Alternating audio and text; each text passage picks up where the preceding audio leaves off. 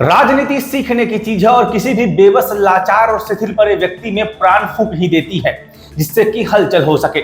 नगर सभापति कंचन साह पर ये बातें अंशतः सही साबित होती दिखाई देती हैं।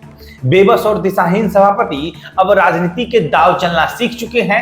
इसी का परिणाम है कि महीने भर पहले सभापति को सबसे भ्रष्ट, निकम्मा और बेबस विरोधी, विकास विरोधी बताने वाले आमरण अनशन पर बैठने वाले पार्षद अगली ही बैठक में चू तक नहीं बोल सके।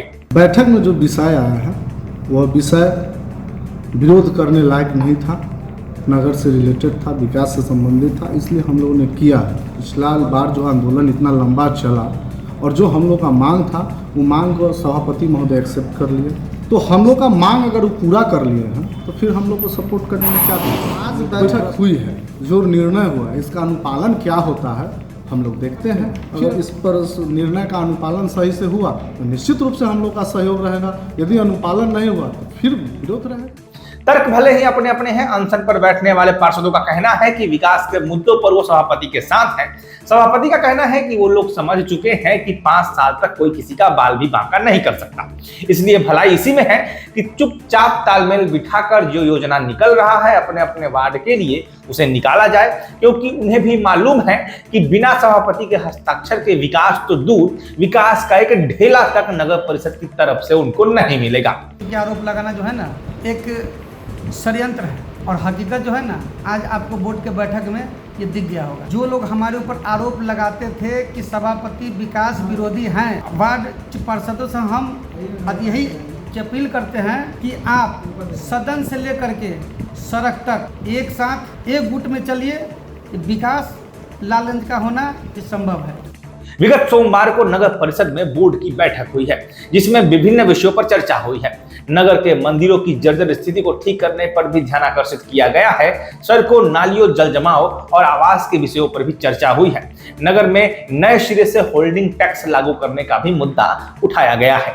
राजनीति को थोड़ा समझते हैं। पिछले 1 महीने में कई तस्वीरें निकलकर सामने आई हैं। तस्वीरें ऐसे कि अपने वार्ड पार्षदों को भोला और मासूम बताने वाले, समझने वाले लोग का कलेजा छलनी हो जाए। कुछ तस्वीरें हम आपको दिखा रहे हैं। नगर परिषद के मुख्य द्वार पर सभापति के विरुद्ध में बैठे इन पार्षदों के चेहरे देखिए। फिर 2 दिनों के बाद उसी विकास विरोधी सभापति के साथ बैठकर चीयर्स करते हुए इन पार्षदों के चेहरे देखिए। फिर अनशन पर बैठे इन पार्षदों के चेहरे देखिए और फिर नगर की स्वच्छता के मुद्दों पर हुई बैठक में इन पार्षदों के चेहरे देखिए। अगर परिषद में सुबह की तकरार शाम तक इजहारे इश्क में बदल देने वाले कुछ वार्ड पार्षद ऐसे हैं जो आस्तीन के सांप हैं। ये वक्त आने पर सभापति को भी झपट्टा मारते हैं और शाम होते होते वार्ड पार्षद संघ के नेता सुनील यादव को भी डस लेते हैं। बहरहाल ज्यादा कुछ कहने की जरूरत नहीं है। कुछ वार्ड पार्षदों ने लालगंज की राजनीति को लौंडा का नाच बना के छोड़ दिया है। नाम लेना मानहानि का मुद्दा हो सकता है, लेकिन इतना जरूर कहना चाहेंगे कि राजनीति सिद्धांतों पर होनी चाहिए।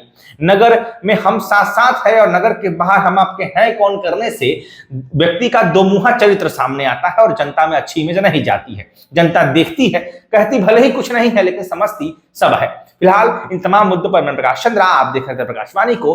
नगर परिषद राजनीति पर आपको कुछ कहना हो तो हमें कमेंट में जरूर बताइएगा। क्या लगता है आपको इस बार की बोर्ड के बैठक के बाद सब तालमेल सही रहेगा और नगर में विकास की योजनाएं खुलेंगी?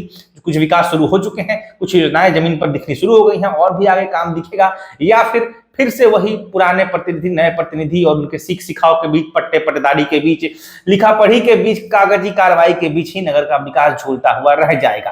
क्या पुराने प्रतिनिधि अपना राजनीतिक दांव आजमाना छोड़ेंगे? क्या पुराने और नगर परिषद से बाहर हो चुके प्रतिनिधि वार्ड पार्षदों को सिखाना पढ़ाना बंद करेंगे? क्या नगर सभापति कंचन साह उन तमाम राजनीति को दरकिनार करते हुए जनता में अपनी इमेज ठीक कर पाएंगे या नहीं? ये एक बड़ा विषय आने वाले दिनों में देखने को रहेगा। फिलहाल मैं प्रकाश चंद्रा, आप देख रहे थे प्रकाशवाणी को। नमस्कार। तो इस बैठक में जनता को इसलिए नहीं बुलाया गया? नहीं, ऐसा नहीं, माने इस ढंग का कोई बात नहीं है। अगले बैठक में पहला प्राथमिकता जनता को दिया जाएगा। मनुष्य में थोड़ा बहुत गलती तो होते रहता है, जो आप अपने आप पर मंथन कीजिएगा तो सब समान लगेगा, इसलिए यही मंथन करके लोग फिर समान रूप में आ गया है। ये है शहर में अपने फील्ड के दिग्गज। आप भी बताइए, आप हैं किस फील्ड के दिग्गज, ताकि हम बता सकें अपने दर्शकों को। जुड़े प्रकाशवाणी के डिजिटल मीडिया प्लेटफॉर्म के साथ आज ही।